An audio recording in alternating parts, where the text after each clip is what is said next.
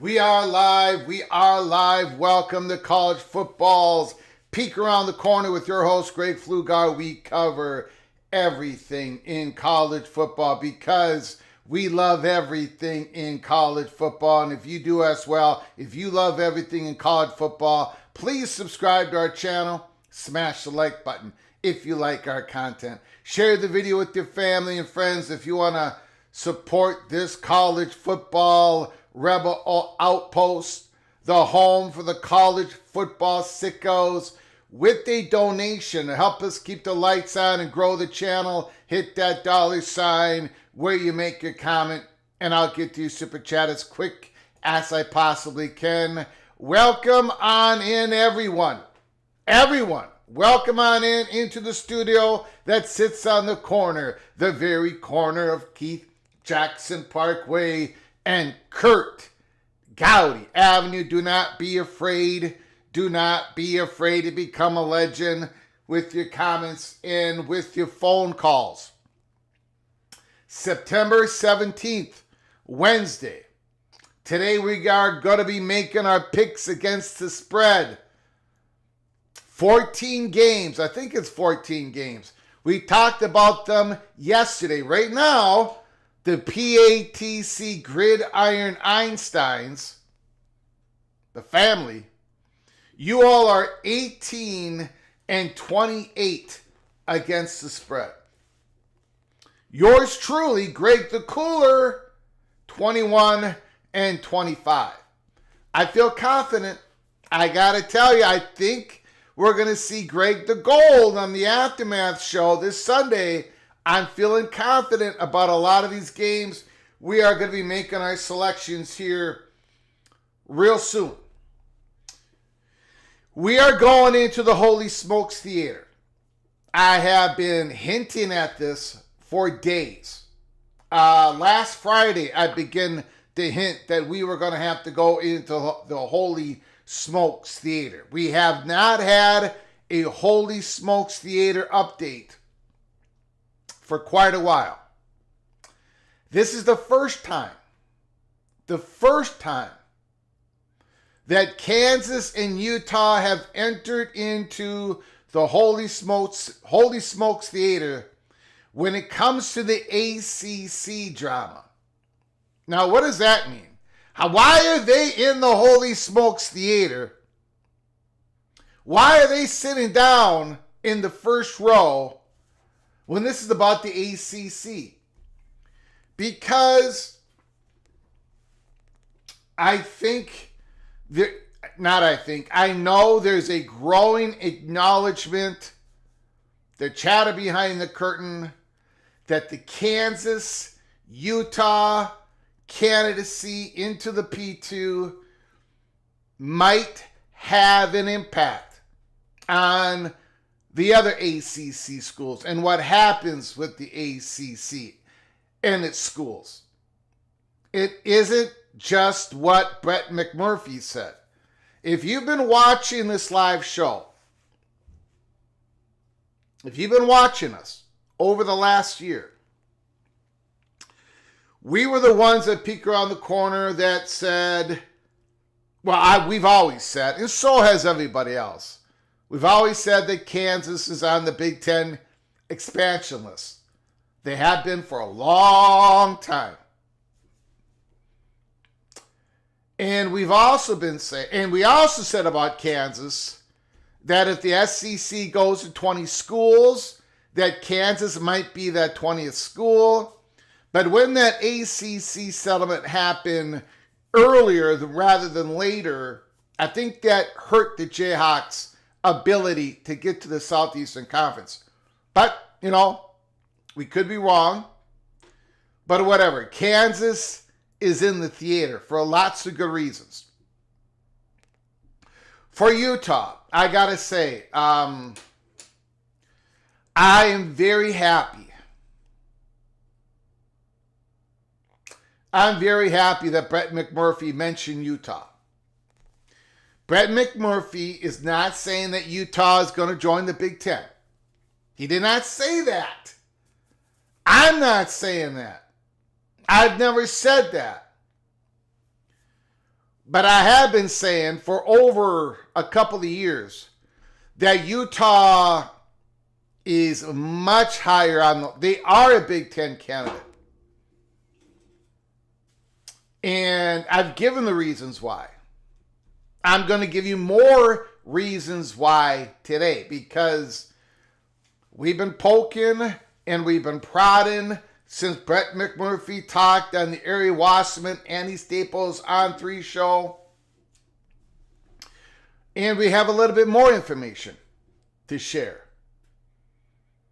Now, it's Kansas and Utah. They are in the Holy Smokes Theater. There they sit. There they are. Does that mean they're near the top of the list? I don't think so. Have they really replaced anybody? Or is this an extended list? In PATC's opinion, as of right now, on September 17th, and if our opinion changes because of the information we've been given changes, we will have another Holy Smokes Theater update. You know that we are going to have Holy Smokes Theater. We said at the beginning of this thing that this drama is called the ACC drama, and this was going to last longer than what happened in the Big 12 and the Big 10 previously. This theater, this prime time show, this Holy Smokes Theater, this drama was going to last a lot longer, and it was going to have many more different scenes. So, there's going to be a lot more updates. I will say this. as of now, on September 17th, 2025, everything that we hear when it comes to Utah and Kansas, we don't think they've replaced anybody, as you can see here. But we believe, we got reasons to believe that they are firmly in the theater, while at this point, California is not. Stanford is not. Arizona is not. Arizona State is not. Colorado is not. Pittsburgh is not. North Carolina State is not. Virginia Tech is not. So take that as you want, take that as you will. We haven't had any of those other schools in the Holy Smokes Theater during the ACC drama. We have never. Now, Colorado was at the center of the stage for Big 12 expansion because Yormark thought that that was the way in. But we haven't had Colorado in the... So the additions of Kansas and Utah is not really replacing anybody. But they are definitely an addition. They are firmly in the theater. They don't belong in the ACC. This is about the ACC drama. So a lot of you going, great. Don't you understand? How can Kansas and Utah be sitting in the front row? Along with Georgia Tech, along with Duke. Because, and we're going to get into it more later on in the back half of the monologue. I want to thank everyone for joining us. We got to make our picks first. I don't know who goes first. Is it yours truly, or which one of us goes first here? Which one of us goes first? I don't remember. I honestly do not remember. Which one of us goes first? Daniel Gorby says okay, all right, you guys can go first. Let me do a roll call real quick. I'm very humbled that you would all join us at the beginning of this live show. AMAC is in the house. Florida Man is here. Steele Austin, Ryan Brooks, Al Woody, the Big Gun Shop, Nate, go Big Red. Oh, you got a big game. Maryland has got a big game. Jim Reese, the Mr. Terrapin, is in the house. Florida Man, Osceola Trucka, St. James, Rock Chalk Jayhawk, Mr. Monkey Says, Movie Time Blues is in the house. Jay Chapman is here. Rock and Rant is in the house. D5 Terps, Humble Bumble Duck, Jose, Chad Bracey, Vox Quindaro, Edward the Auburn Tiger, Chad Bracey, Mountaineer Memes. The Big Ten needs to be stopped. Nobody wants to go to Columbus.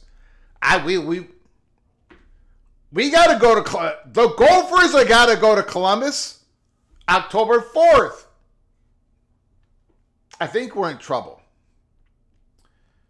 Now that the Buckeyes are instituting Bo Jackson into their offense, I think my beloved Golden Gophers are in trouble. Caleb Ramirez is in the house. Ryan Quartz is here. The Illini Ted. Ooh, he's got a big game. Illini Ted has got a big game. Jeff Jorgensen is in the house. Azon the Kid. Ryan Willie on Wisconsin. Lee Go Gators. Todd Preston from Greensboro. Thank you for the donation, Preston. Again, if North Carolina covers, I think it's 6.5. if North Carolina covers, because of the generosity of Preston from Greensboro, North Carolina, no. If North Carolina wins, North Carolina's got to win that game. If North Carolina wins their game this week, it's one of our picks, then I will sing the North Carolina Tar Heel fight song this Sunday Aftermath show.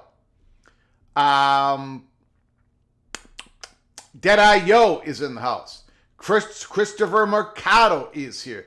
Bimba 75, 79, Larry Andrick, Mr. Mountaineer, The Duck, Jimmy Austin, SK 104, NGC Sooner, The Walking Geek, Love Sports is here. Okay.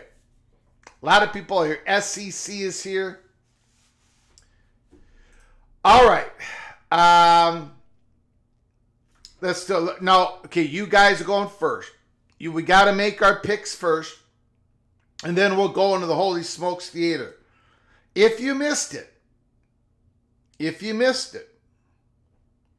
we did drop Early Peak Cloak and Dagger episode 60 this morning. The title of the episode is "Don't Ask What You Can Do for Your New Conference. Ask What You Can Do for Your New Conference." Taken off from John F. Kennedy. Members only episode. If you want to become a member, go to the link below this video.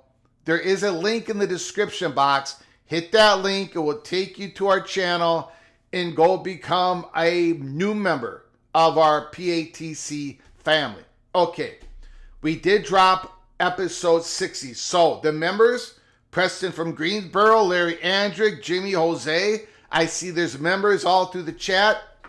We dropped an Early Peak episode for you. And we will talk about that. What we talked about in our episode 60, we will discuss tomorrow on a live show for everybody. But the early peak was for the members. Okay. Big data. Big data. With big data included, now remember, big data is this new way of, I'm not going to go into deep weeds on this, but trying to figure out true ratings, a new Nielsen rating system.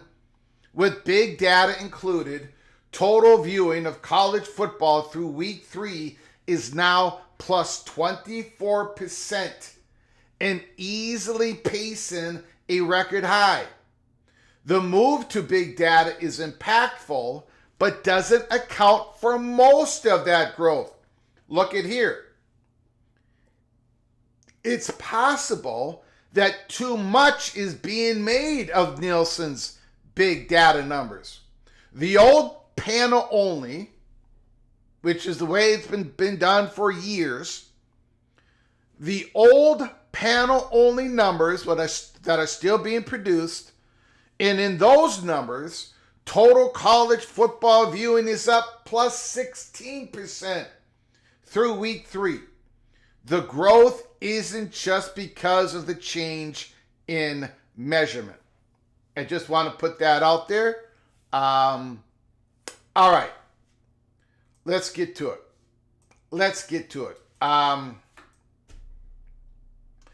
We got a lot of picks to make. All of them are difficult for you guys, not for me, not for Greg the Gold. Arkansas and Memphis. Now, when we get done with these selections, we're gonna go in the Holy Smokes Theater. We're gonna talk about Utah and Kansas, very first entry into the Holy Smokes Theater. I also want to talk a little bit about how Devin Dampier, the quarterback of Utah, how he got to Utah from New Mexico. That is an interesting story that we're going to go through today. And of course, we're really going to talk about Texas Tech and Utah game coming up here. You got to make the predictions. You got to make the predictions. I see the very generous gift memberships, guys. I appreciate it. I will get back to you, Buckeye Greg and Jimmy Austin. I want to get through your selections first, and then I will go through the generous super chats and memberships. I thank you guys so very much, but we got to get to it here. You've had your time. We showed you the games yesterday. You're supposed to have marinated in all these games. That is your responsibility, PATC Gridiron Einsteins. I can't help you. You guys are 18 and 28. I'm 21 and 25. Greg the Cooler, Greg the Loser, Greg the Deep Freeze, whatever you want to call me. Whatever you want to call me. I'm doing better than you guys. I'm doing better than you guys. I know you told your friend you're not okay. All right, cut that music. Cut that music. We are not going to go down that road ever again. At least not for the rest of the year. Arkansas at Memphis. Here we go. Here we go. Does Arkansas cover the minus 7.5 point spread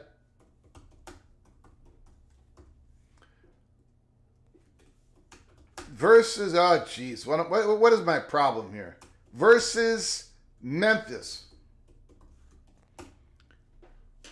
If you vote yes, you got the Razorbacks and you're given 7.5. If you vote no, you are receiving 7.5 points.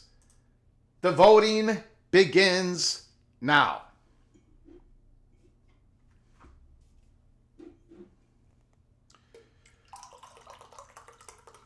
Filling up my cup with 0 sugar, cherry Coca-Cola. And when I'm on this stuff, my brain just kicks to a whole different level. 5 more seconds for the vote. 5, 4, 3, 2, 1.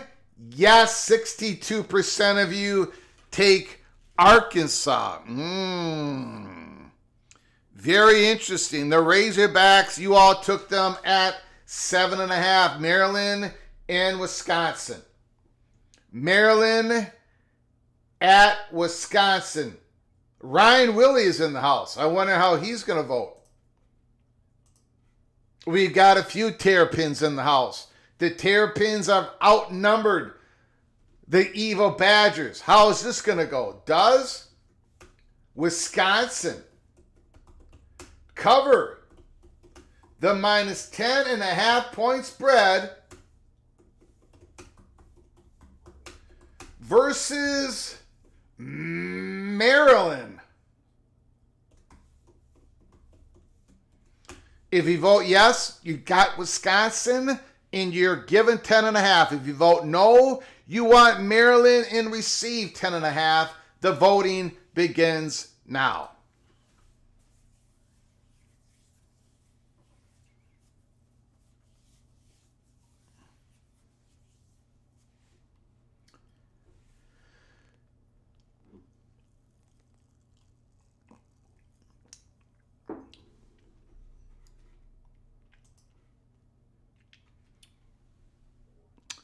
Five more seconds for the vote. 5, 4, 3, 2, 1. 74% goes against the Wisconsin Badgers. Holy smokes.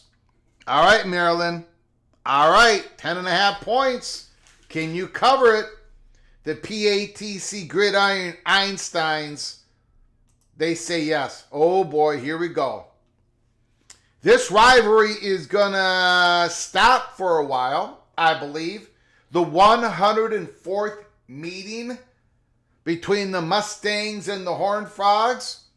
SMU, they're getting away from ponies up and all that branding. They're really going in the Mustang branding. Anyways, SMU TCU, who do you guys got? Who do you got? TCU is favored by 6.5. Does TCU cover the minus 6.5 point spread? Holy smokes. Versus, if you vote yes, you're taking TCU and you're willing to give 6.5. If you vote no, you're taking SMU and you are getting 6.5 points. The voting begins now. The Iron Skillet.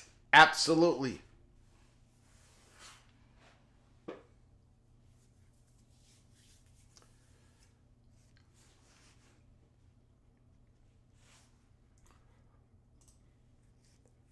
Looks like we have another landslide here. No close votes yet. Going to give you 5 more seconds to vote. 5, 4, 3, 2, 1. 67% says yes. TCU will cover.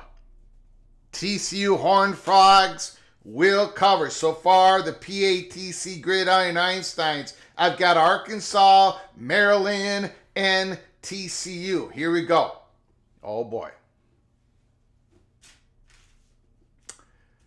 Woo! Well, Mr. Devin Dampier, you're going to be running in against a defense that I don't think you've really played against before. That defensive line of the Red Raiders, now they haven't played much competition. From what I've seen, they are dominating. I'm not going to give it away what I'm going to do. Just like yesterday, I don't want to say too much. Does Utah, this massively important Big 12 conference game, does Utah cover the minus 2.5 point spread versus the Texas Tech Red Raiders? If you vote yes, you're taking the Utah Utes and you're given 2.5 points. If you vote no, you're taking the Red Raiders and you are getting 2.5 points. The voting begins now.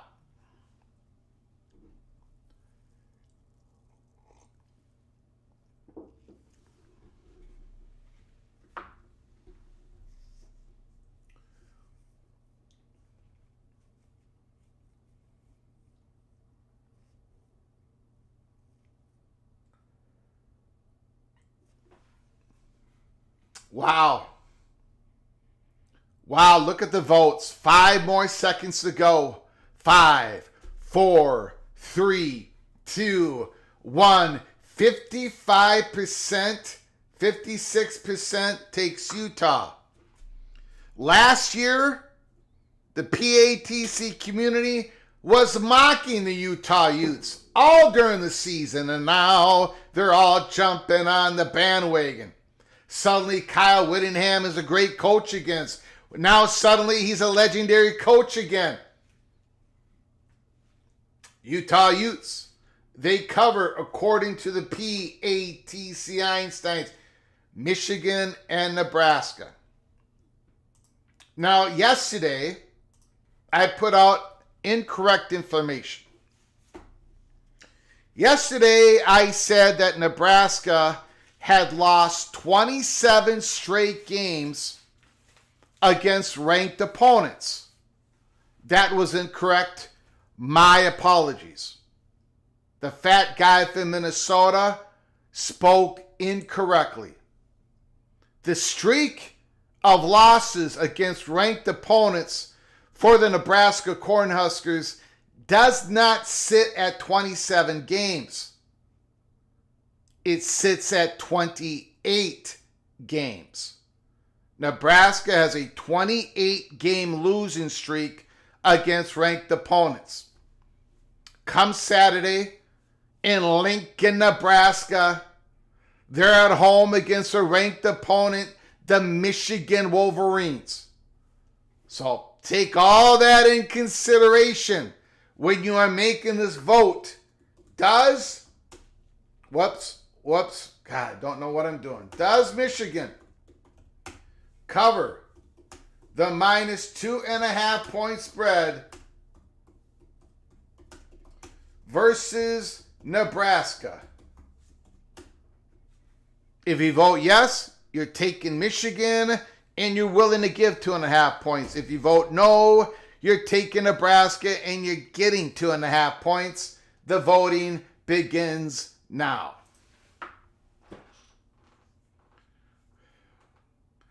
Vox Quindaro, I might have to abdicate from the PATC Gridiron Einsteins. Vox Quindaro, it is too late. It is too late.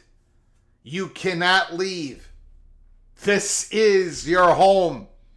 Or if you want to consider it, it is your prison, Vox Quindaro. Prison of the mind. 5 more seconds on the vote. 5 more seconds on the vote. 5, 4, 3, 2, 1. Holy smokes. 58% says yes. The PATC Einsteins are actually supporting Nebraska. Again, this has got to be the first time that's ever happened. Holy smokes. And for some, there we go. All right. My goodness. You guys are full of surprises today. Tulane at Ole Miss.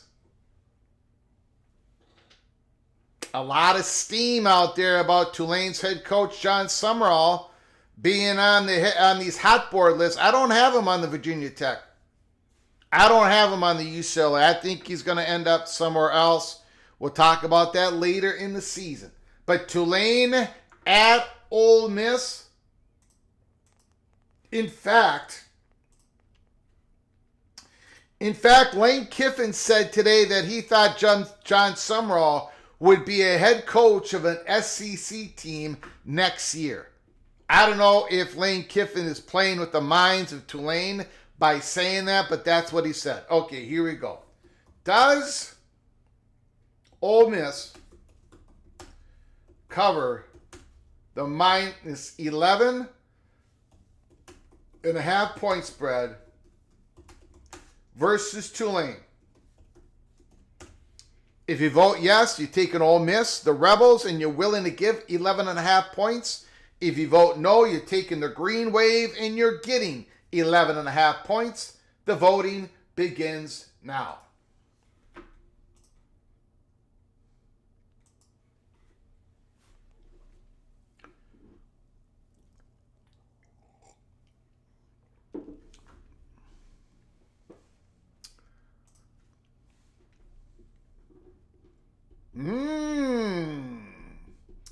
Five more seconds on the vote.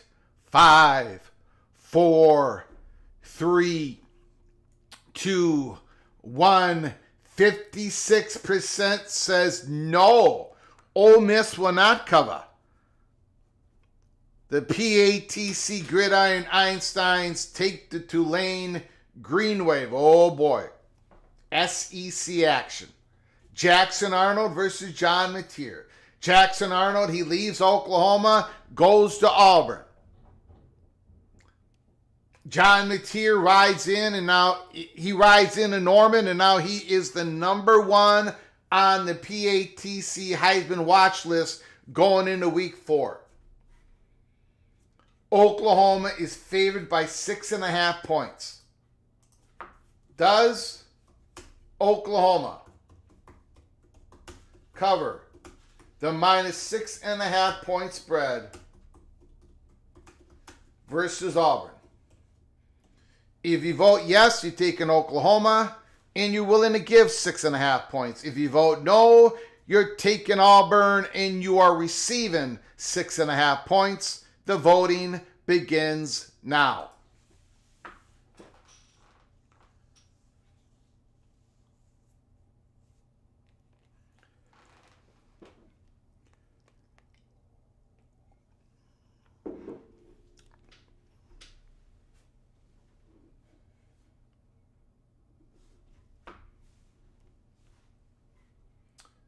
Holy smokes. An absolute landslide. 5 more seconds on the vote. 5, 4, 3, 2, 1. 80% takes Oklahoma. Not even close. Not even close. The PATC family consensus has built around the Sooners covering the spread. The last big landslide vote we had was West Virginia. By 97% of the vote, we're going to cover against the Ohio Bobcats, and West Virginia lost the game. So this might be a good omen for Auburn, that all of you went with Oklahoma. We shall see. We're going to find out. UCF, or as Bill Belichick calls them, Central. North Carolina at UCF. Again, if North Carolina wins this game, I will be singing the Tar Heel fight song next Sunday, the Aftermath show, because of Preston from Greensboro, North Carolina's generous donation. North Carolina at UCF, at UCF. Does UCF cover the -6.5 point spread versus North Carolina? If you vote yes, you want UCF and give 6.5. If you vote no, you want the Tar Heels and you get 6.5. The voting begins now. My prof, North Carolina, gave UCF bulletin board material.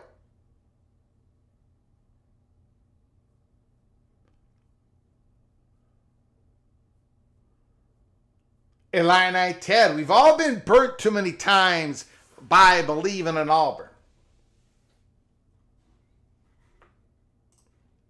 All right, we got 5 more seconds on the vote.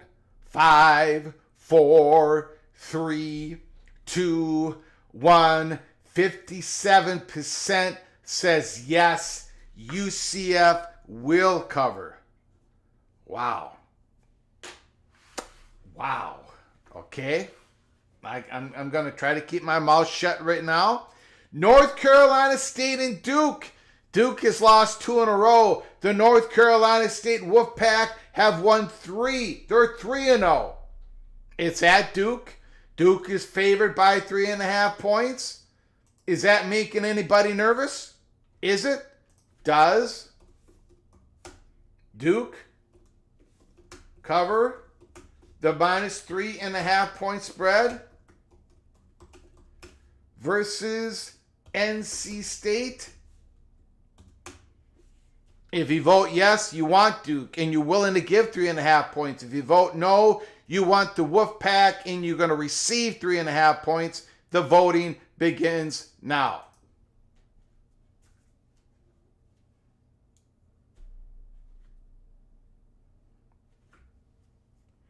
You are correct. You are correct, Ryan Willie. The PATC community did take Michigan. They voted yes, absolutely. I said that wrong. You are correct. I did write Michigan down. I don't know why I said they had faith in Nebraska. Thank you for the $5 holler, Ryan Willie. I'll get back to you in a little bit here.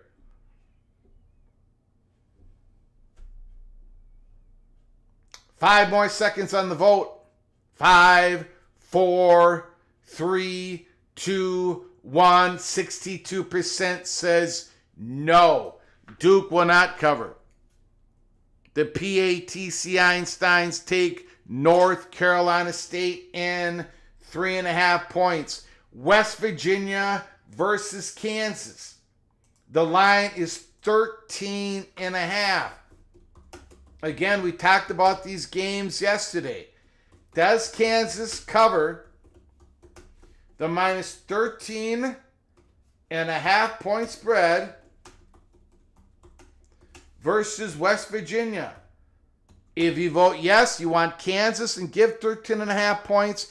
If you vote no, you want West Virginia and receive 13.5.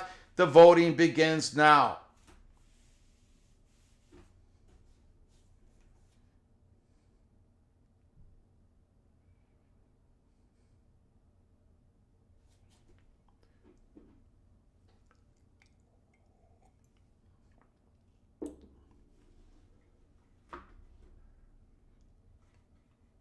We got a close vote.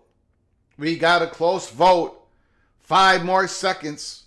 5, 4, 3, 2, 1. 53% says yes, Kansas. South Carolina and Missouri. And the latest news is Lenore Sellers is expected to play. That came out this morning. Okay, here we go. Does Missouri cover the minus 11.5 point spread versus South Carolina?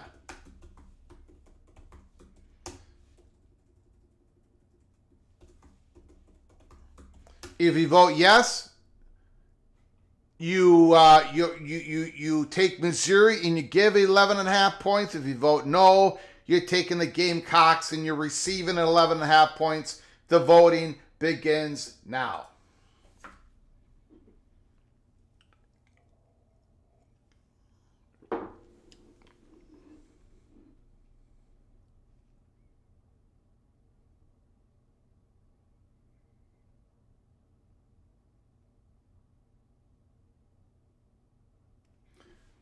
Five more seconds on the vote. 5, 4, 3, 2, 1. 58% takes Missouri. Yes, Missouri covers according to the Einsteins. Florida and Miami.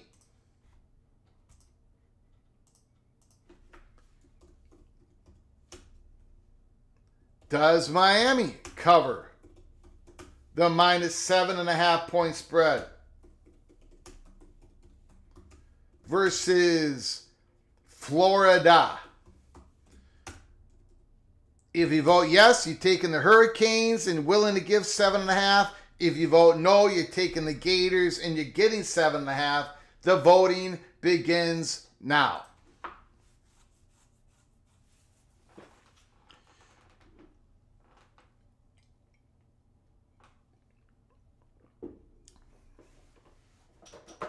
The alternative hypothesis. A lot of wise guy money on Florida. Don Scruggs says weekly Beck is overrated. Tom Halleck. South Carolina is bipolar enough to win this game. Jose says it's woodshed time. 5 more seconds on the vote. 5, 4, 3, 2, 1. We've got a landslide. The Miami Hurricanes get 75% of the vote. Washington State. Another rivalry game. Does Washington cover the minus 20.5 point spread? That's a lot. Versus Washington State. If you vote yes, you're taking the Huskies and you're willing to give 20.5 points. If not, you're taking the Cougars and you're receiving 20.5. If you vote no, the voting begins now. It is the Apple Cup. It is the Apple Cup.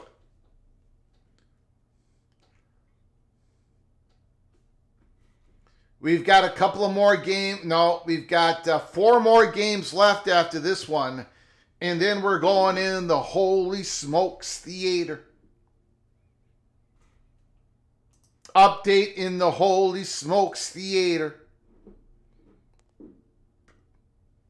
5 more seconds on the vote.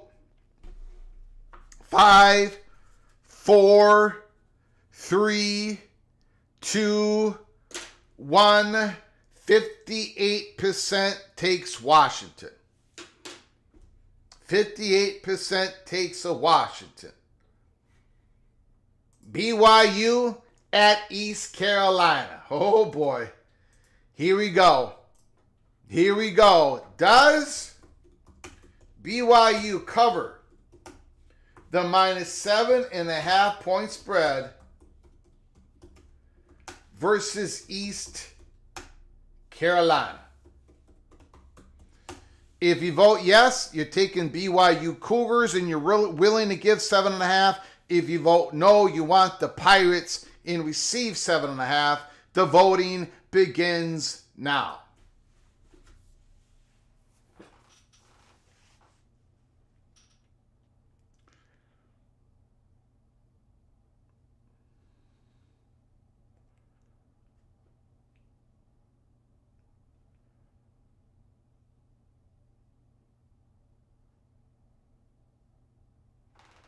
Five more seconds on the vote.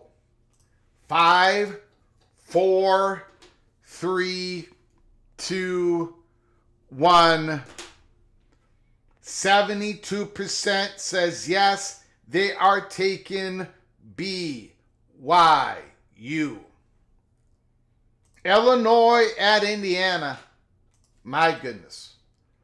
My goodness. Big, big game. Does Indiana cover -5.5 point spread versus Illinois? If you vote yes, that means you got the Hoosiers and you're willing to give 5.5. If you vote no, you're taking the Fighting Illini and you are receiving 5.5. The voting begins now.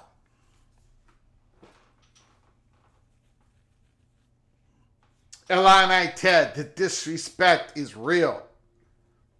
Kenneth Maynard, the Pirates win 3 in a row over BYU. Mr. Monkey says BYU comfortably.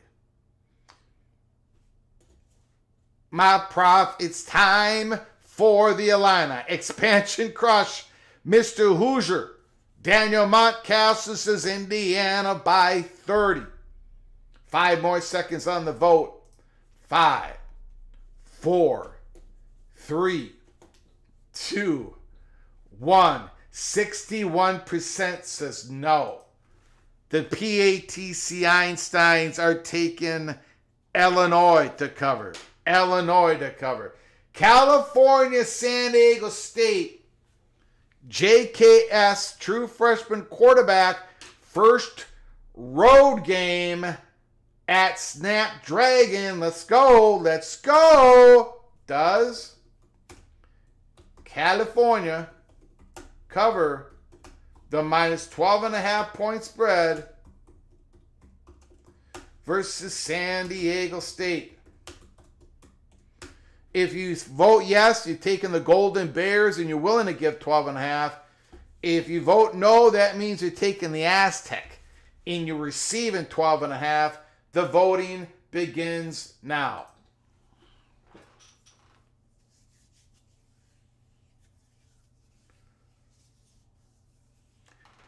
Okay, second road game. The first one was at Oregon State. Thank you, No Bangaga. Thank you so much.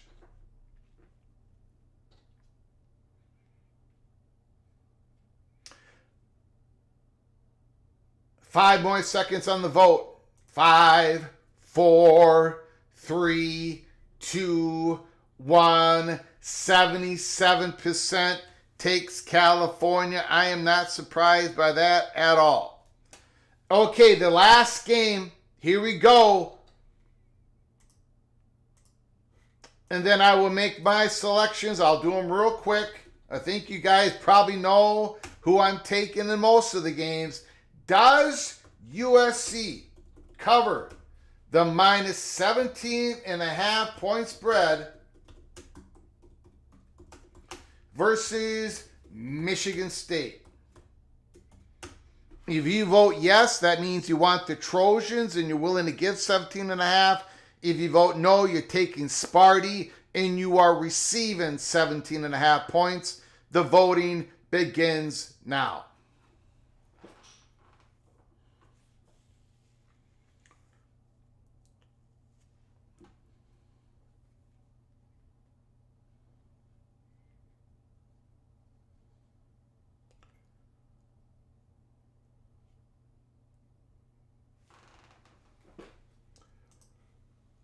Five more seconds on the vote. 5, 4, 3, 2, 1.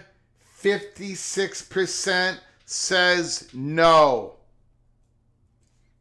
You guys have got Michigan State. Okay, so here we go. All right.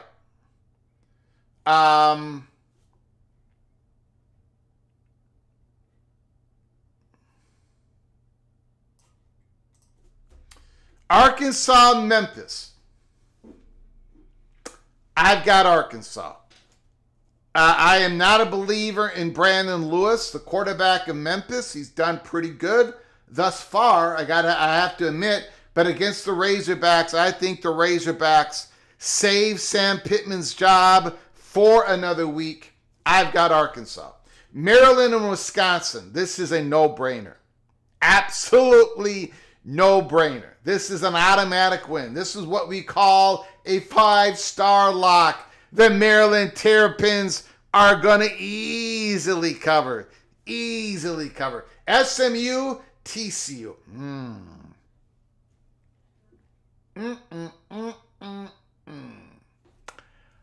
I believe that the TCU Horned Frogs are going to face some adversity in this game. They're going to be behind in this game. Josh Hoover's going to have to bring them back to victory. They will, but it won't be more than 6.5 points. I'm taking SMU to cover in a tight one. Texas Tech at Utah. I have been on Utah the whole time.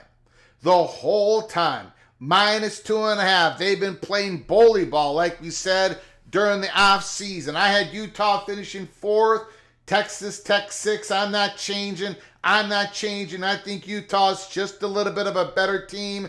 They're going to cover. They're going to win by a field goal. We're going to win this game by 0.5 point. I've got Utah in a great game, close game. Michigan, Nebraska. I've got Nebraska Cornhuskers. I've got the Nebraska Cornhuskers. I think they actually cover this game. You guys do have Michigan. I did make a mistake. You guys do have Michigan. Tulane and Ole Miss. Ole Miss is soft. They're still soft. You saw how soft they were last week. You can't play that soft game against Tulane. Tulane is going to cover. Auburn at Oklahoma. I think this is going to be a fascinating game. I think it's going to be another nail biter. I think we're going to get a lot of close games. A lot of close games this week. I am taking Auburn to cover.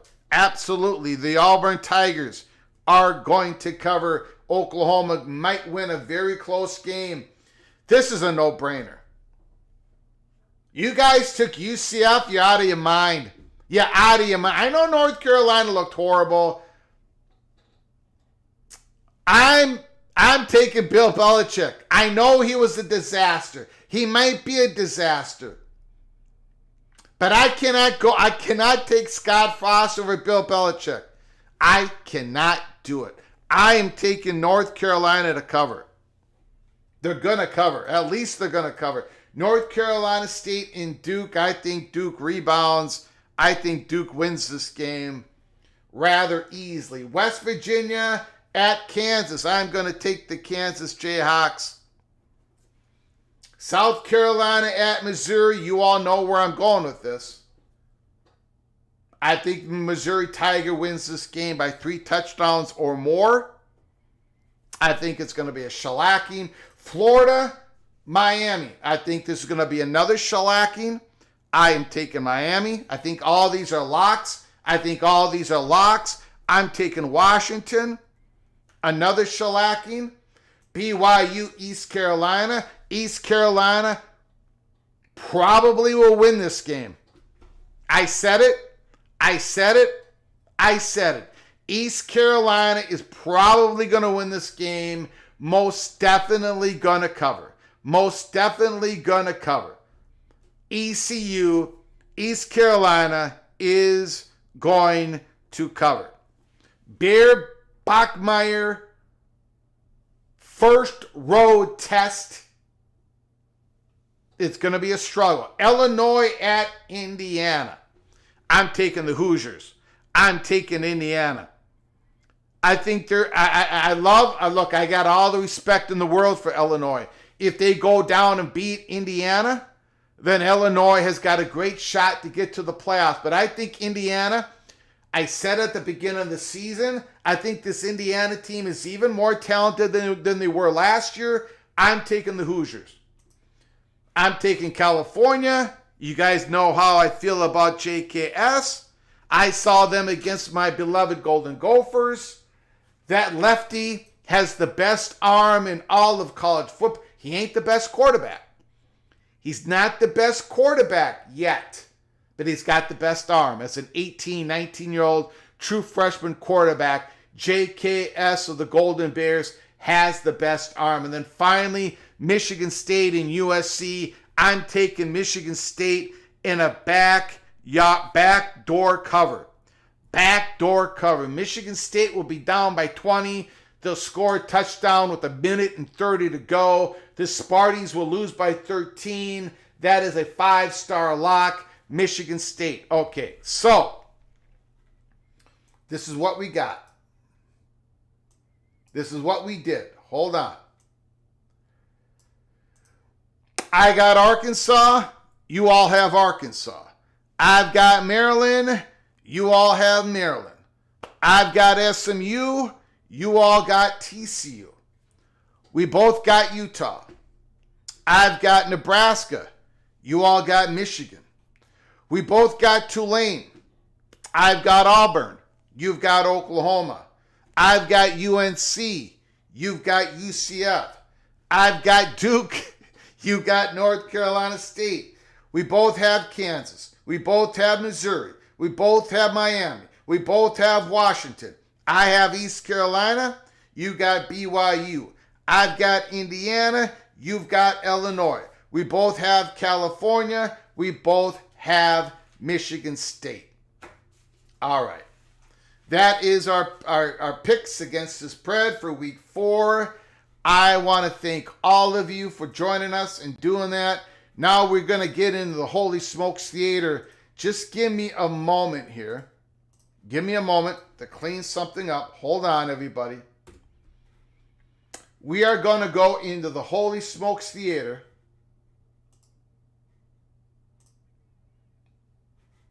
For an update. First time in a long time we've been in the theater. For those who are new to the channel, the Holy Smokes Theater is where we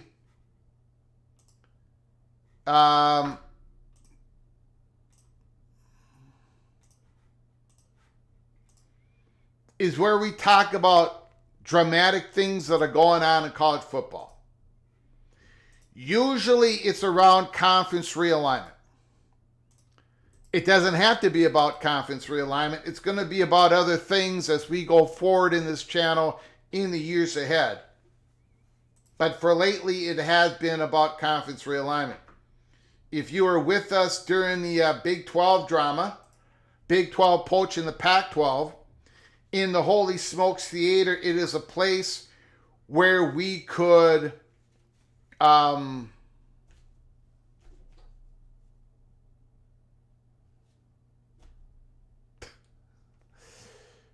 it's a place where we give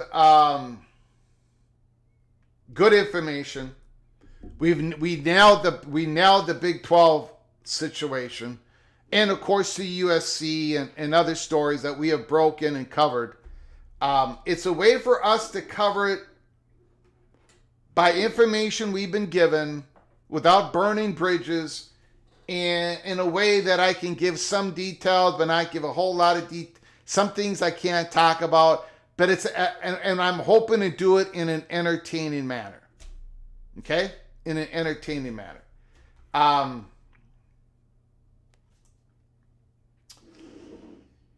So that is for the people who are new to this channel. For those who have been with us, you know how this works. You know how this works. So, Holy Smokes Theater, up on the stage, Clemson, Florida State, North Carolina, Virginia. In the front row is Miami, Duke, Georgia Tech. Behind the curtain is the Notre Dame Fighting Irish. And the new additions to the Holy Smokes Theater is Kansas and Utah.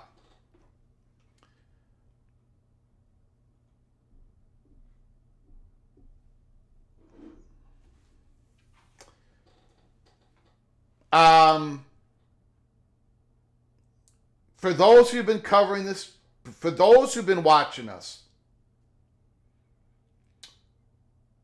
Kansas and Utah are two universities in which we have been very, how do I say it?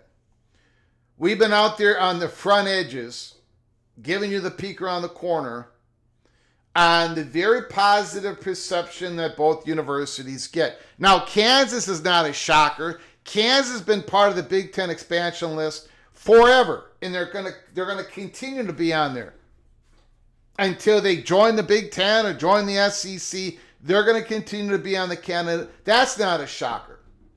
Utah, when Brett McMurphy talked about Utah on the Ari Wasserman show and Andy Staples show, a lot of people said, what is this? This can't be true. And here at Peek Around the Corner, we've been saying that Utah is a legit candidate. They are a Big Ten candidate. They're on the list. We've been told that ever since USC joined the Big Ten. We reported that over and over on this show. We've never had them in the theater. And a lot of people did a lot of pushback on me, and that's fine. But we talked about Utah here. And in one of the advantages that Utah has is their relationship with USC. This is legit. This is true. This is true. This is legit. It's absolutely true. It's a big deal. Relationships are important. There's other advantage. Okay, so when Brett McMurphy brought up Utah in the Ari Wasserman and Andy Staples show, he said, and I'm paraphrasing, but I had a Big Ten source say Utah. And it's an untapped market. Well, I poked and prodded on that. I poked and prodded on what an untapped market. What does that mean? And I got the answer. A door was open to us here at Peek Around the Corner. An untapped market means the following. The market is really uncorrupted. In other words, there was advantages for the Big Ten. I'm just giving an example. There was an advantage for the Big Ten. They saw value in grabbing Rutgers and Maryland. And you got to remember, this was after North Carolina, Virginia, and Georgia Tech told the Big Ten no. But Jim Delaney wanted that second region. He wanted that second region. And he wanted the demographics. He talked about demographics over and over and over and over again.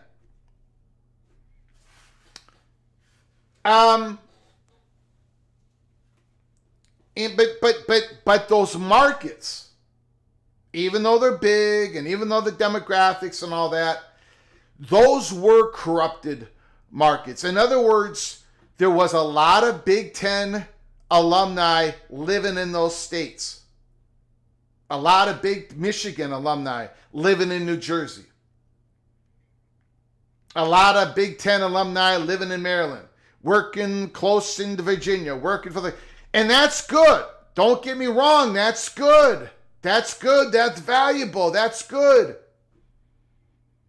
But an untapped market is a market in which there ain't a whole lot of people in an area that are watching Big Ten content.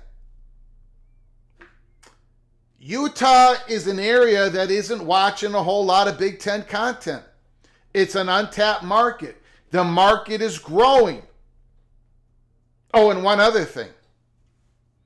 The market is not only growing, but the market, and this is where the exact words that were told to me, the market is buying. It buys. It buys, it buys, it buys, it buys, it buys, it buys, it buys.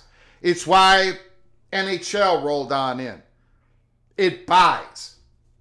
It's growing family. It buys products and services from national advertisers. Remember when I keep trying to say that viewership numbers are not the end, the be all? It's important, but it's not everything. There's a lot of things behind the viewership numbers that the national advertisers look at. Well, that's what Utah is. Whatever viewership number you're getting out of Utah, it's more valuable than the numbers. Their value is inflated over the numbers. It is better than the numbers because per capita, per that viewership number, they're buying products and services from national advertisers, the ones that advertise Big Ten content. Now, Utah is on the list. And we've been saying that forever. Utah Utes that are in the... I've been hammered by other people. I've been hammered by people that don't like Utah. I've been praised by Utah. Whatever, it doesn't matter. But you all know I've been saying this. So the PATC family should have been, and I think they were the least shocked that Brett McMurphy brought up Utah. Because that's just the way that it truly, they are on the candidates. They are on the list. Great university, emerging university, research university, great relationship with USC, and an untapped market. Now, Kansas. They've always been on the candidates, Big Ten candidate list. Always, always, always, always. Now, you see what they're doing with their football program.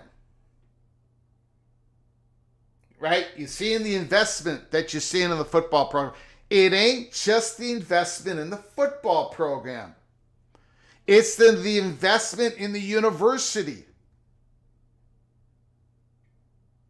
The donations, the money, we've talked about it. People kind of, I don't know if they overlook it, but a lot of that $300 million, a lot of money, that most of it's going to the academic side of it. Because Kansas doesn't want their positioning, their research positioning to slip. They can't afford to let that slip. Kansas cannot afford to be Nebraska. So they're dumping money in there.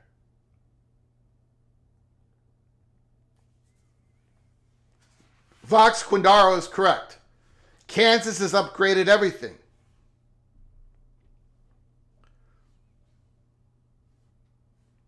Kansas, and now this is where I really get in trouble. The importance of the Big Ten Network, it's very hard to explain the importance of the Big Ten Network. And I don't blame anybody for not understanding. I've done a lousy job at explaining it. Nobody in the national media explains it. They don't bother with it. I don't know. Maybe Moen can do a big show on it. But I've done a lousy job. The importance, the Big Ten Network is so damn important. It makes a lot of money for the conference. It gives a lot of exposure to the Olympic sports. One great example is the transformation of women's volleyball in the Big Ten. That has been done because of the Big Ten Network, period. Nebraska's volleyball, Penn State's volleyball, Wisconsin volleyball, Minnesota, all of that has reached incredible heights. Nebraska volleyball brings in almost $8 million in revenue. The Big Ten Network has been the fuel, the fire to launch better and better, more valuable volleyball programs. The Big Ten Network is so damn important. This Kansas basketball brand has been told to us at PATC would be so incredibly valuable to the Big Ten Network. Ladies and gentlemen, the ACC network does not get Nielsen ratings because the ACC network have never elected to get it rated. The SEC network doesn't have their network Nielsen rated. They have never asked for it to happen. The Big Ten Network, it is Nielsen rated. It has been for the last few years. And because of that, the Big Ten has been able to raise their ad rates. This is why the Big Ten Network makes more and more money. Putting Kansas on the Big Ten Network for 4 or 5 basketball games a year, I don't know how many they would go on there. That's what the Big Ten's looking at. If you're just talking about athletic value, now, of course, all of that fails in comparison to football. I get it. I get it. I get it. But you cannot leave that point out. You cannot leave that out. The Kansas market, the basketball money. Why do you think the Big 12 always has, not always has it, but the Big 12 tournament? That market is a huge selling point. People are willing to spend money on Kansas basketball.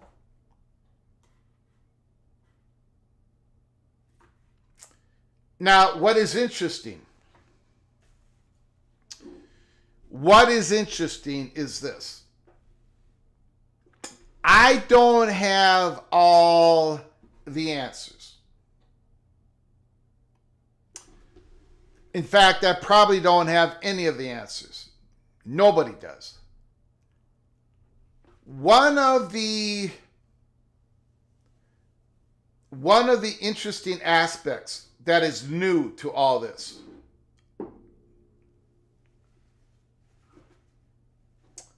is, how do I say this? Let me go backwards a little bit. You remember the Brett McMurphy interview with Ari Wasserman and Annie Staples? And he said, these are the 13 Big Ten candidates. And they all happen to be AAU schools. And then they asked about Florida State, and he said, and And he says people at Florida State think they're going to become AAU in the next couple of years. So Brett McMurphy wasn't pushing Florida State to the side as a potential candidate because they are. They are a candidate. The Big Ten is talking to Florida State and to Clemson. We know that at Peek Around the Corner. But Brett McMurphy also said the following. He said, the positioning of the schools, and I'm paraphrasing, could change. What is true today might not be true when the Big Ten makes a decision. That is shorthand for basically telling everybody nothing is done, nothing is settled, things are fluid. Right? Like we've been saying here at Peek Around the Corner. So you've got, he mentioned 13 AAU schools. You can throw Florida State and Clemson in my opinion, because they're part of the mix. We've got them on the stage, right? I believe that they're going to be SEC bound. I could be wrong. Maybe Florida State does go to the Big Ten. They're doing incredible things. We just had a whole live show on Florida State yesterday. A whole live show on them. But what is interesting is the West-East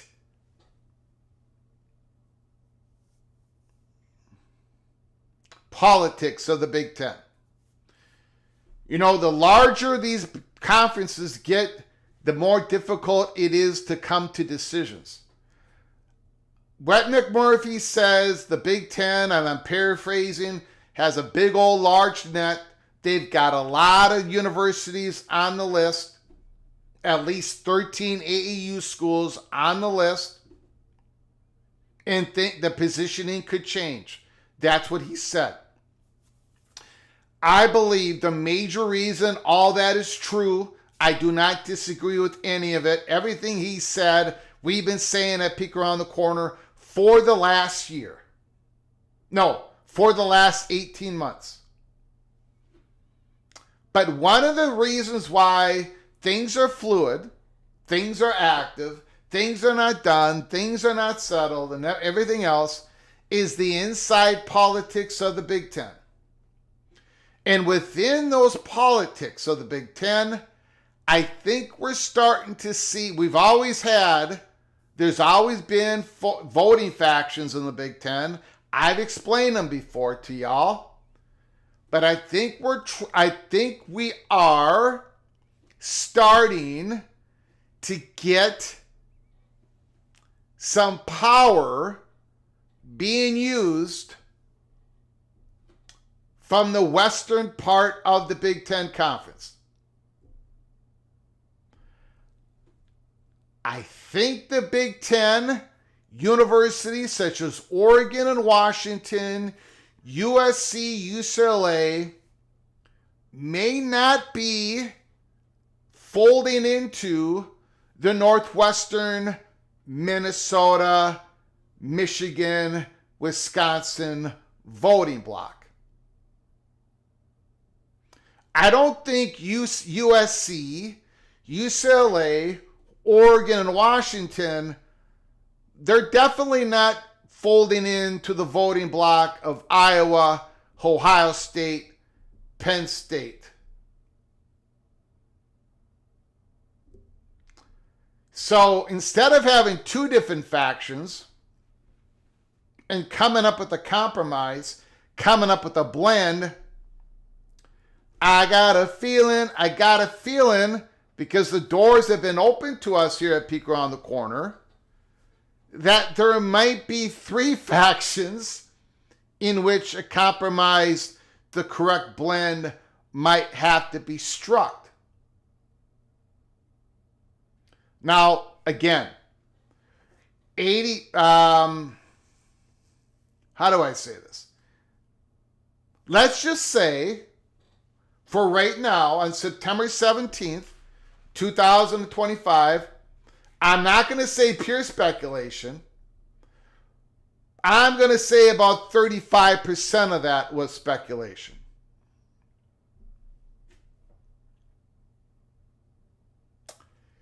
So, what does that mean? If there is a Western pull, a Western faction that may insist on a Western addition in the next Big Ten expansion, does that grease the skids for the Big Ten to go from a small scoop to their own big scoop to satisfy everybody in the conference? You got to have 13 out of 18 Big Ten presidents to vote yes. 13 out of 18. The chatter behind, I got to tell you guys, we've been saying, look, I'm trying to push the envelope as much as I can. We've been saying how fluid things are, right? We've been saying how nothing is settled, nothing is done, right? And it's because of a whole lot of different reasons. But one of the reasons is this conference is so big and it has different interests. And the interest of the West, the Pacific Coast, is starting to emerge. And because it's starting to emerge, you've got Utah on the stage. Because there might need to be a compromise among 3 different voting blocks, Kansas is on the stage.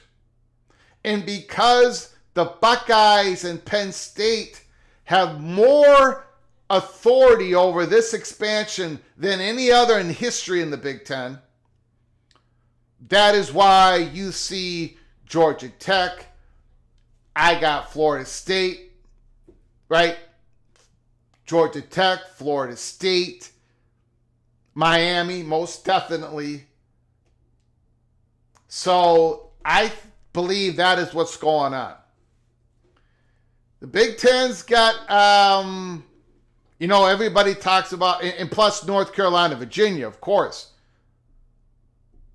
That is the 2 schools that the Big Ten can agree on, but I don't think they're going to get them. That's the problem.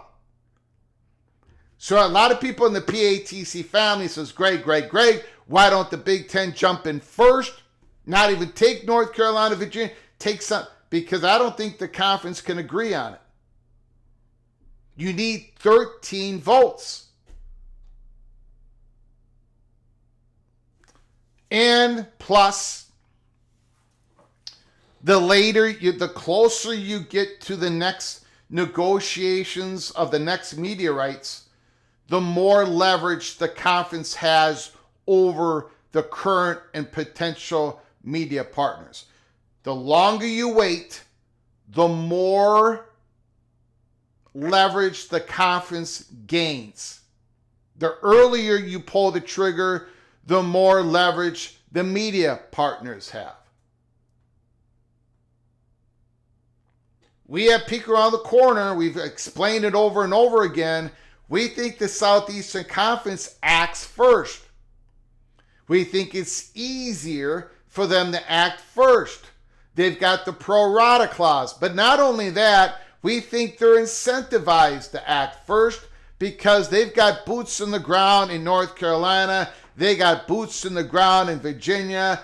And we think they've got to act on Virginia before the Board of Visitors membership changes drastically in the next 18 months. Anyways, I went through all that. I hope, and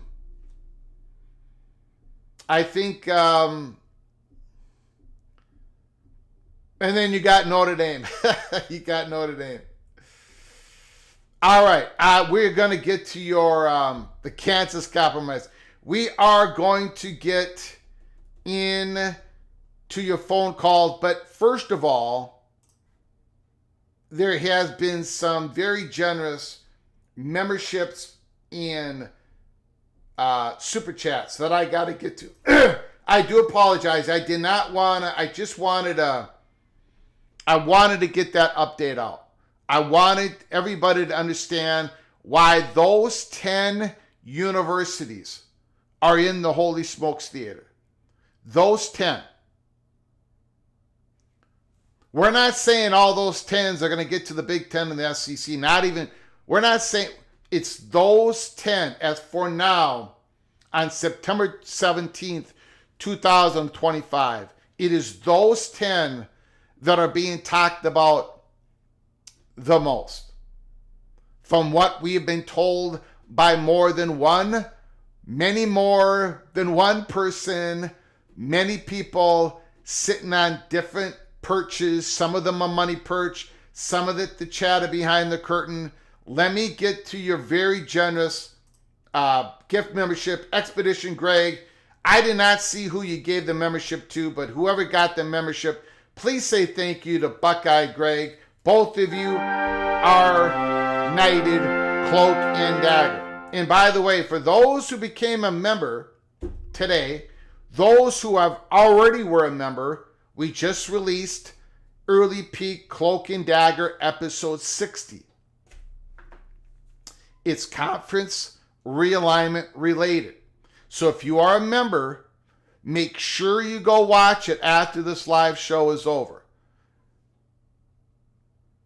If you're not a member, go to the link in the description box below the video. There's a link. Hit the link. It will take you to our channel and become an Early Peak Cloak and Dagger member. Thank you, Heartbreak25, for becoming a member. I appreciate your generosity. Thank you so very much. Jimmy Austin put out a gifted membership. Whoever received it, please say thank you to Jimmy in the chat room. Jimmy, thank you so very much for all your gifted memberships over the days, weeks, and months. I do very much appreciate it. Jimmy, Mr. Duck, and whoever received the gift membership, you are also hereby knighted. Absolutely knighted cloak and dagger.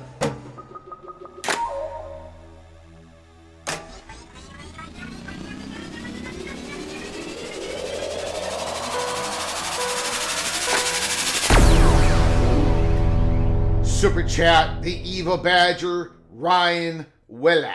Fickle is on the hot seat among the fans. If they don't cover, his seat gets even hotter. If they lose, the fans will help him pack his bags.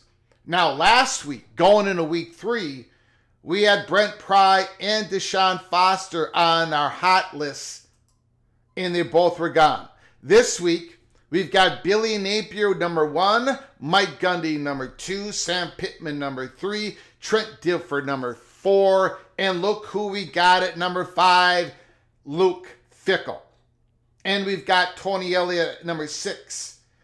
We believe that Virginia, when they do pull the trigger, they're going to go for the highest profile names because, well, they've got plans. They've got to get they're going to get a high profile name. But anyways, Luke Fickell is number 5 on our hot list, and we'll see, hot seat watch, and we'll see what happens to come Maryland. We'll see what happens. And another super chat.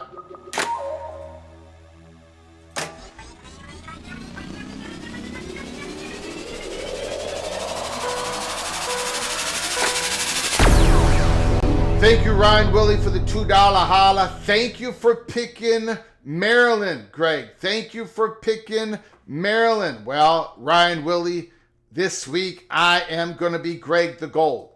I am going to be Greg the Gold. Let's open up the phone lines. Thank you, Ryan Willie. Thank you for your generosity once again. I very much appreciate it, my friend. 763-260-1333. 763-260-1333. Call from Rick. Rick, the floor is yours. Thanks for calling, sir. Appreciate it. Yep, thank you. Hey, one plane has landed. One of the next 2 planes landing. What plane landed? The 9 conference games, correct? SEC 9 conference games? Plane number 1. Yeah. The next plane is the college football playoff format, correct? And then the Big Ten SEC scheduling agreement. Yeah, that plane might not land. That plane might have went back to where it took off. But the big one is the college football playoff format. And I don't know, man. You know what? If I go to the PATC on any given Saturday sports book that is about 2 miles down the road on Keith Jackson Parkway, I would put a bet on that college football playoff format being larger than 16 teams. I would. I know a lot of people disagree with me. They think I'm foolish. I think it's going larger than 16 because of all the reasons I've said. The SEC and the Big Ten, they're going to be looking at bigger conferences. And I think we're going larger than 16. But that is the next big plane that has to land.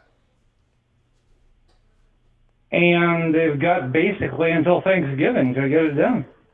December 1st. Yep. Yeah. Yep. But nobody knows what you get no inside information or people would know. Huh? Nope. I think maybe because nobody knows, right?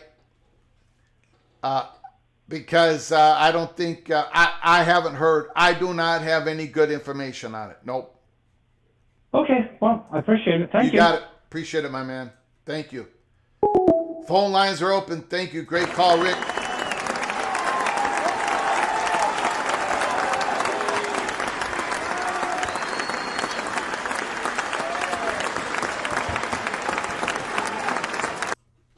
Why would Oregon and Washington align with USC? In a lot of ways, they wouldn't. Washington would good, but when it comes to adding a school, having a Mountain West school. Call from Movie Time Blues. Movie Time Blues. Can you just hold for a moment, please? Sure. It's a great question by Tom Halleck, and a lot of times I don't think they would align with USC. But in this particular case, and there might be, because it's about their Olympic sports more than football. In other words, get somebody in one time zone away from us. Still long distance to travel. But you know what? It helps with the softball, the baseball, those type of sports that you could double up, triple up during the weekend. There's a lot of things you could do with the schedule. Now, could there be where Oregon says, okay, fine, but you know what? We'd rather have Arizona State. That could be. But for now, we do not have any steam on Arizona State, Arizona, Colorado. It's been all on Utah and Kansas. From what we've been told. But you do bring up a good point. Movie Time Blues, the floor is yours. You might recall way back during the reign of Kevin Warren, I think one of his earliest press conferences, he mentioned that a possibility that the Big Ten can go to all 4 time zones in the lower 48. Yes, he did. Yeah. So the Mountain Time Zone. Well, technically, Nebraska covers the Mountain Time Zone, but there is no program in the Mountain Time Zone as of current. So that must have meant that the Big Ten has at least discussed some possibility of at some point in the past. Now, I don't know if Kevin Warren said in all 4 time zones or a conference that covers all 4 time zones. So I'm not 100% convinced that he meant that we're going to get a school in the Mountain Time Zone. That's just my take on it. I will say this. It doesn't, at this point, I mean, it's a great point. You brought up something for everyone to remember.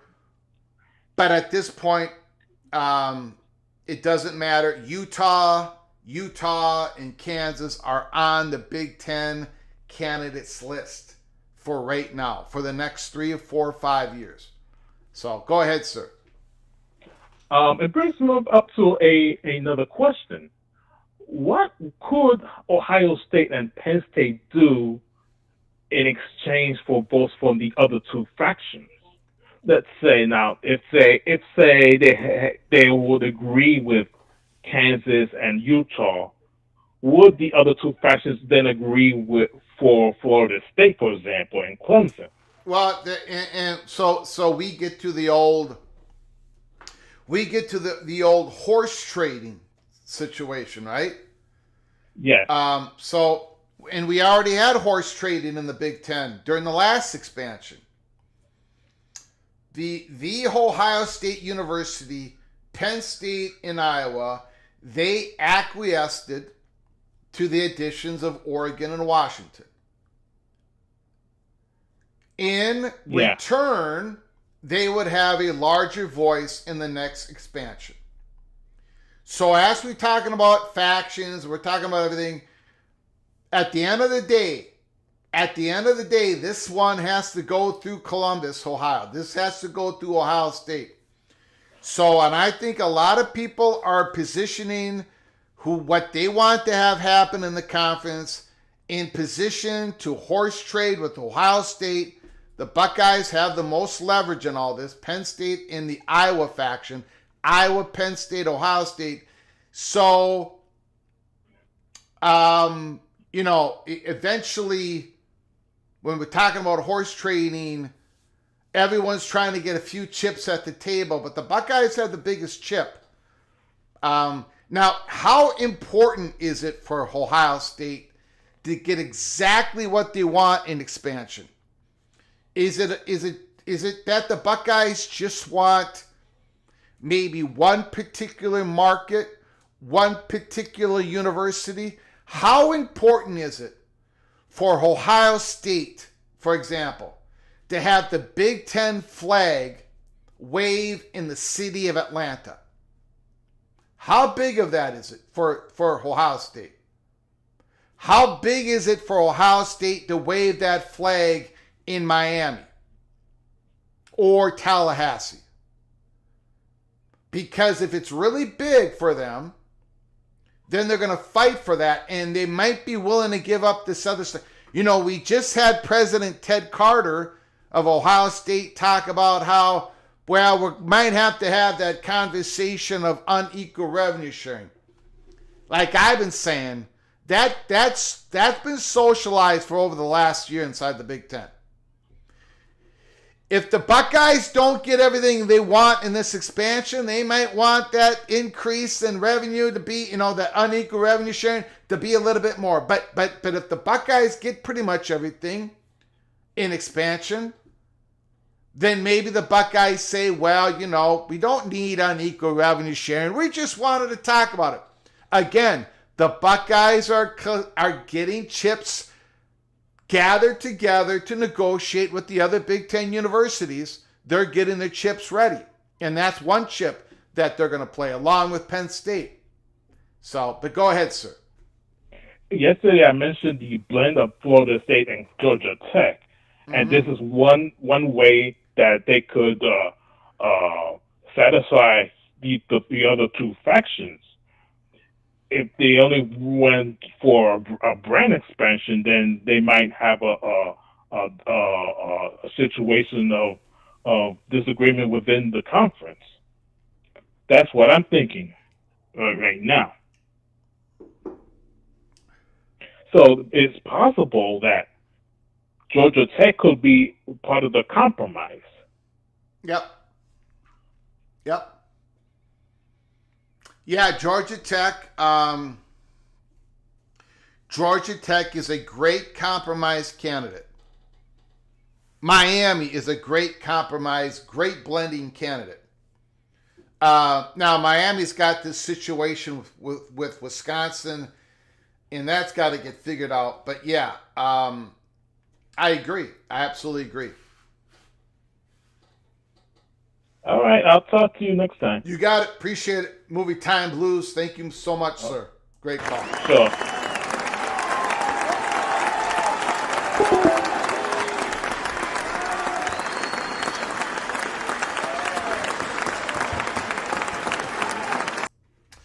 Now, Tony says, Dantes, I'm not convinced there are 6 more programs out there that are worth $100 million per from the networks. They might not have to be worth $100 million. They might not have to be worth that much.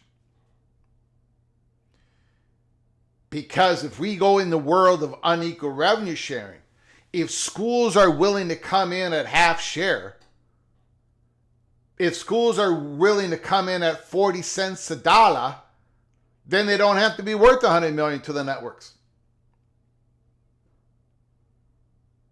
Again, if you are not a member of this program, if you're interested, become a member of this program.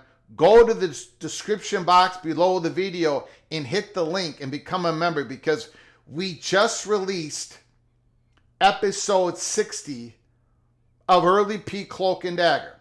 And we gave another example, more evidence on the world of the Autonomy 4, in which this next wave of realignment, it's not what the new conference can do for you, but what you can do for your new conference. What are you going to offer to the new conference? In a lot of cases, you're going to have athletic departments doing what SMU did, or not quite to that extreme.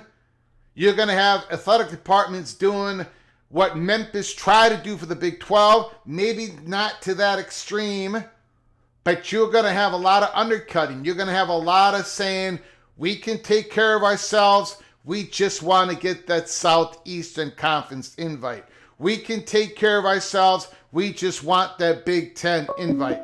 You're going to have schools being backfilled in the ACC, in which those schools know that they're going to have to offer up, maybe not exactly what SMU did, but they're going to have to offer something up to get an ACC invite and the Big 12 invite. Call from Ben. Go ahead, sir. The floor is yours. Yes. Do you think that all these conferences are going to go past 20 teams?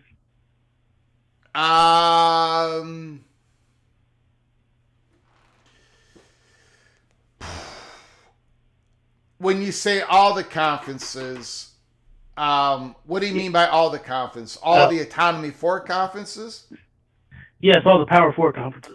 I'm going to guess no, but I do think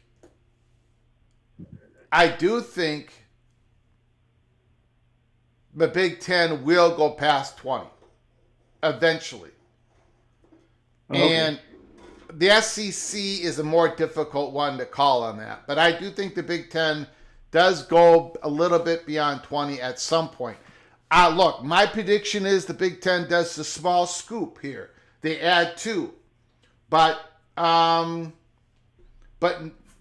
this lot, how do I say this? The chatter is definitely, again, I'm going to go back to what Brett McMurphy said on the Ari Wasserman Andy Staples show. He said it. He's looking right in the camera.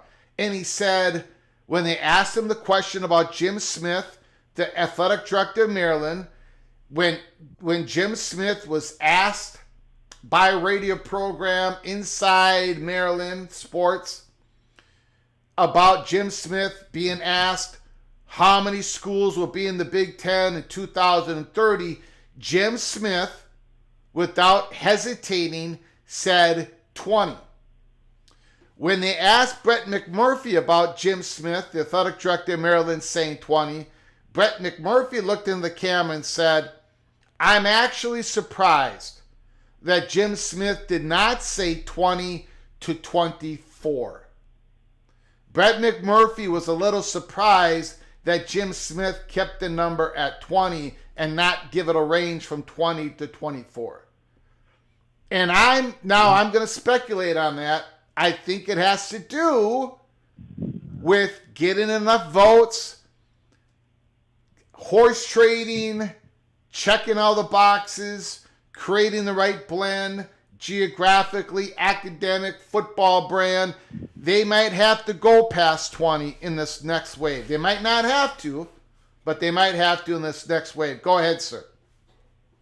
Well, you answered a lot of my questions, but I've also seen some interesting talks about other podcasts saying a possible SEC-ACC merger, which I think that's kind of ridiculous, but they said it would make a lot of sense for ESPN, and I was wondering what you thought about that. A merger between ACC and who? The SEC and ACC. No, no, that ain't going to happen. I didn't think so either, but that was just what they were. Some people were saying, it would make sense for ESPN, which I don't see how it would, but that's what they're saying. No, the SEC presidents would not abide by that. Yeah, it didn't make no sense to me, but in some areas it seemed like it was garnering traction. I'm like, well, where's this coming from? Because I haven't heard anybody say that. Yeah, I don't think so, sir. All right. Thank you very much. You answered all my questions, and I really enjoy your show. I appreciate it. Thank you. Call again, sir. Beautiful. Right, thank you.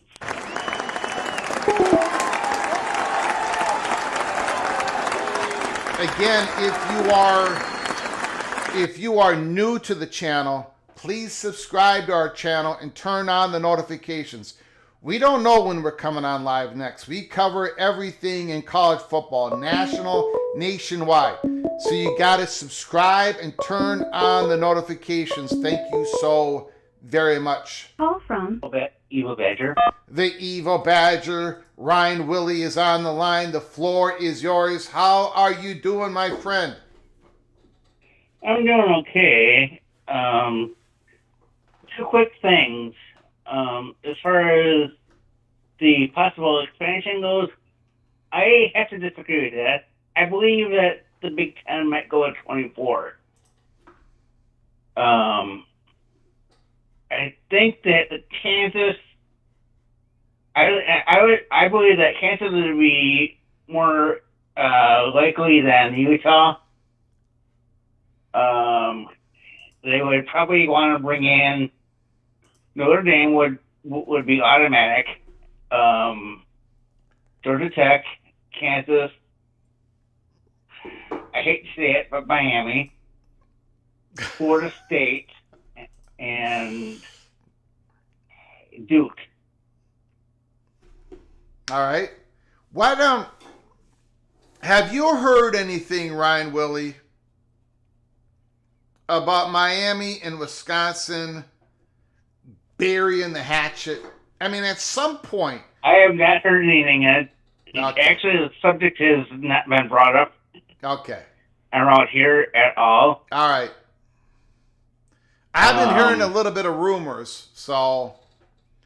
About what? I've been hearing that, something might be brewing, and both of them are basically going to say, we did nothing wrong, and no fault divorce, something like that. So we'll see what happens. But no harm, no foul. Huh? Basically, no harm, no foul. Like they say in basketball, no harm, no foul. Yeah, basically, that's what I'm hearing. So we'll see what happens. Okay. But whatever. I mean, look, Miami's got to get past this. Wisconsin's got to get past this. Y'all are going to have to get past this. That's all I'm saying. But as far as Luke Fickle goes, which is my other quick thing I want to discuss. Yeah. There's a lot of chatter around Madison area that people are just wanting. If they don't beat Maryland, they don't think they'll win another game this year. Yeah, they might not. They might not. Now, let me ask. And Luke Fickell would be gone. Yeah. Now, let me ask you a question. Guaranteed. Let me ask you a question. Luke Fickell gets the boot. Wisconsin kicks the athletic director McIntosh to the curb. Which they wouldn't need to do. Yeah, okay. So, all right, let's just keep pretending here. Okay. You're the University of Wisconsin. They call the evil badger, Ryan Willie, to be the interim athletic director and to run the search committee for the new head coach of the Wisconsin Badgers. Ryan Willie, give me two names that you were targeted for the new head coach of Wisconsin. But here are the rules. Those two names have got to be somebody that you really think that Wisconsin would be interested in and that they would be interested in coming to Wisconsin. Give me two names, interim athletic director, Ryan Willie. Lance Leipold. Okay. And John Gruden. Woo! John Gruden. Do you think John Gruden would come to Wisconsin? He's got he knows Wisconsin, being one of the coaches for the Packers back in the 90s. Mm-hmm. And with Leipold being the national champion head coach at UW Whitewater. Yeah. Oh, yeah. Lance Leipold is a good one. Yep. That would be who I would want. Yeah. Either of those two. All right. The Kansas fans might be upset with me for naming him, but that's who I believe they should go for. That's who I would go for. But I don't know if they would be able to get them. Yep. Alrighty, sir. Well, Maryland, Wisconsin, what is your score prediction?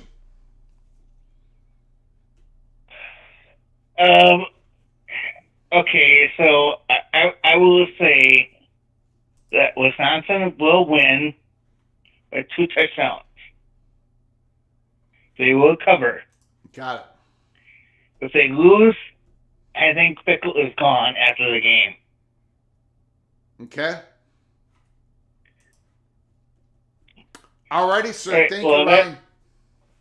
All right. Bye. Beautiful call, sir. Thank you. Thank you so very much. Thank you.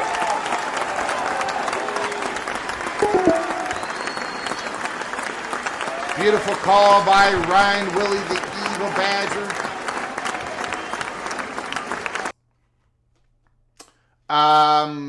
Michael Smith, Gruden would not be a good fit at Wisconsin. Yeah, I don't think he'd get the call. Not at Madison. I don't think so. But Lance Leipold, yeah, I think he would be.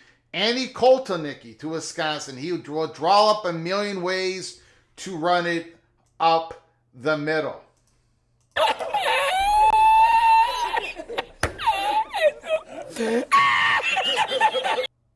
Florida State and Miami, the perfect blend. Long history between the two. I agree. And that is why I think the SEC will not allow that to happen. We'll see. Phone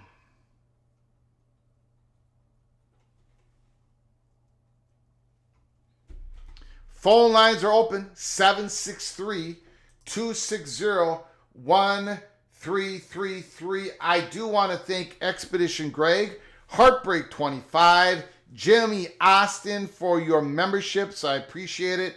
Ryan Willie, thank you for your super chat. Thank you so very much. Again, we made our picks against the spread.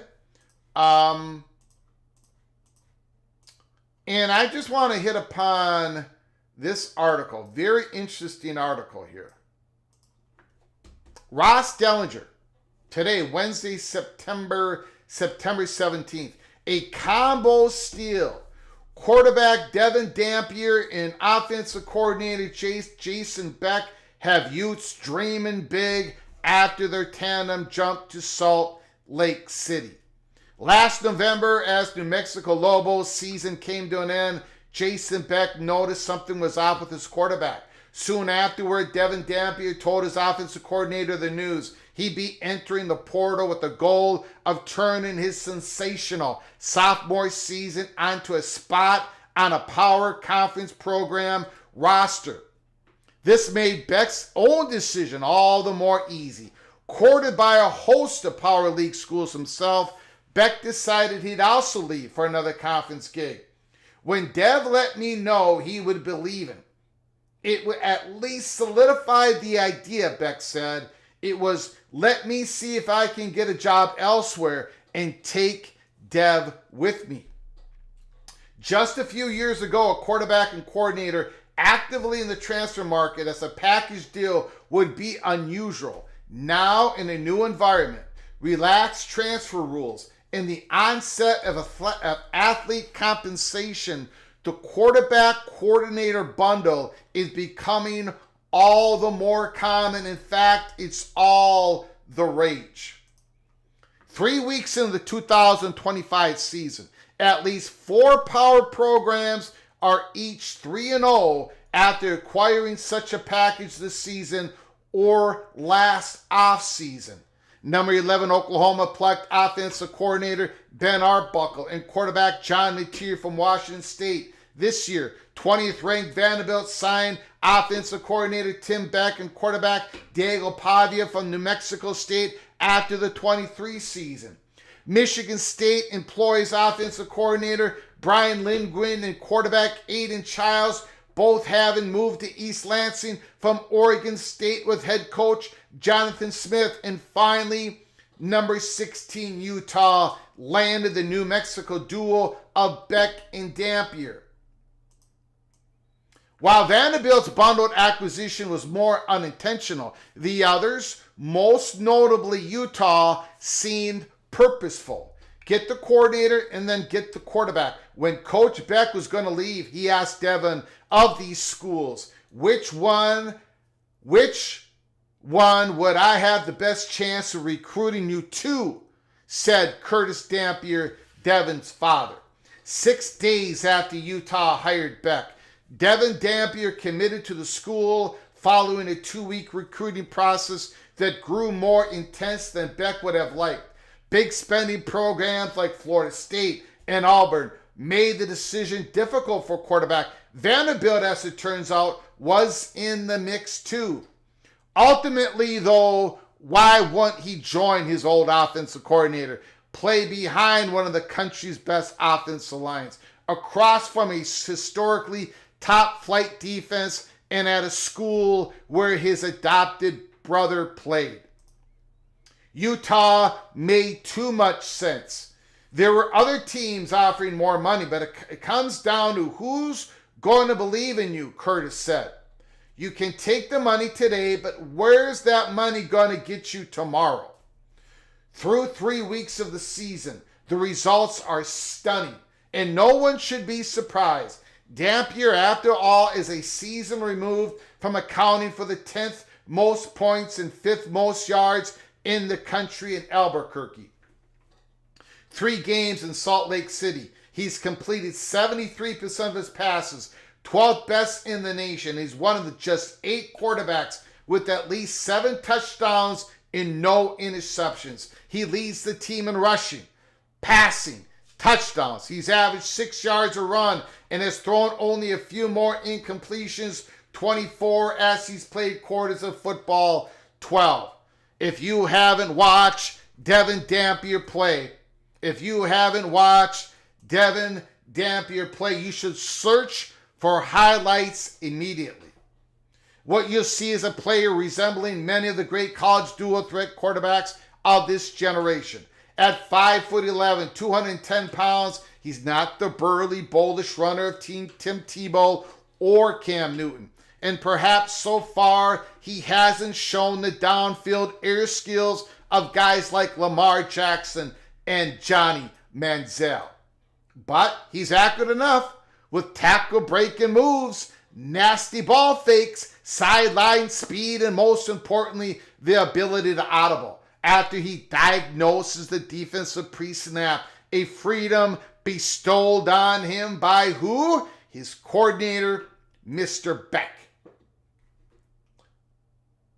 What a jigabug, one said last year. Broadcasters. Dampier sidestep 2 would be tackled as he spun away from a third, dancing and prancing. What a fake. Oh my goodness, he's dangerous. Get ready for more of that on Saturday. When the Utes host Texas Tech in a Big 12 collision that's attracted the likes of Fox Big Noon kickoff, the game begins 10 a.m. Mountain Time. Finally, in the article, it's a fascinating matchup. And for Beck, the next step in Utah's first offensive overhaul since 2019. The fact that his quarterback is with him has made the transition all the more seamless. But Beck knows how close it was not to happening. Last December, Beck turned down the coordinator jobs with returning starter quarterbacks on the roster, all with the intent to land Devin Dampier. So I thought that was a great article by Ross Dellinger, because Arbuckle, John Mateer, going from Washington State to Norman, Oklahoma. You're seeing it over and over and over again. The combination of a quarterback and offensive coordinator, the player transferring to a university and the offensive coordinator either following behind or getting there a little bit ahead of the quarterback, but these combinations going to the same place. Look, we've got to remember this now. Going into the next offseason, when big-time quarterbacks go into the portal, when offensive coordinators leave their jobs, successful ones, looking for a better opportunity, we're going to have to take a close look at these potential combinations heading off to somewhere else. It looks like it definitely is starting to be a trend. Texas Tech, Utah. Massive game. Illinois, Indiana. Massive game. Auburn, Oklahoma. We have got some big games this weekend. I hope you join us this weekend for the watch parties. We're going to be having them, and we're going to try to do the Texas Tech-Utah game. No question about it. Auburn at Oklahoma. My goodness. Illinois at Indiana. And, of course, there are others. Hope you join us this weekend. I hope you join us tomorrow for PATC live show. I want to thank everybody for joining us. I do appreciate it. Michael Smith, Yogi Buck, appreciate it. Sean, Dante's Inferno Purgatory, Don Scruggs, Still Austin. Thank you guys. Thank you so much for joining us. We made our picks. I'm feeling pretty good. You guys are feeling pretty good. We made our picks against the spread. We went into the Holy Smokes Theater for the first time in a long time. We gave you the update. We gave you the reasons for the update. So keep an eye. Buckle up, brace for impact. Again, if you're new to the channel, please subscribe to the channel and turn on the notifications, because that's the only way you're going to know when we're coming on live, because we come on live in the morning, afternoon, and night. We cover everything in college football. Tomorrow, we are going to be covering more of college football, and you never know what's right around the corner at college football's peak around the corner. So until next time, from all of us at PATC, to all of you, please, you all take great care of each other. And as always, God, family, Golden Gophers.